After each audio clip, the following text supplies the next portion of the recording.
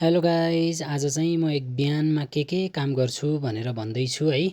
म बिहान लगभग 8 बज्न लागेको थियो, उठेँ है। उठिसकेपछि एकदम शरीर अल्छीपन भएको थियो। अनि उठेर बाहिर निस्किएँ। बाहिर निस्किसकेपछि मैले हिजो साँझ नै त्यहाँ पानी ल्याएर सधैँ राखेको हुन्छु है।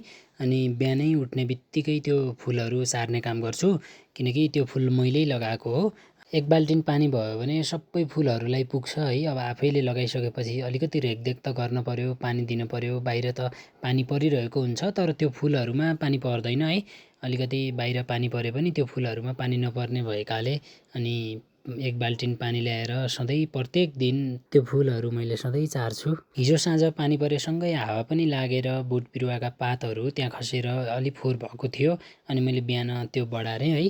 त्यसपछि यहाँ खानको लागि पानी थिएन है। अनि मैले एउटा बाल्टिन समातेर पानी लिन गएँ।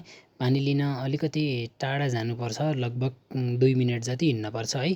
पानी चाहिँ एकदम चिसो हुन्छ है। अनि मैले तल गएर 2 मिनट जति हिँडेर भए पनि पानी ल्याएर आएँ। अनि यो पानीलाई उमालेर मात्रै हातमुख धुनुपर्छ, नभए एकदम चिसो छ।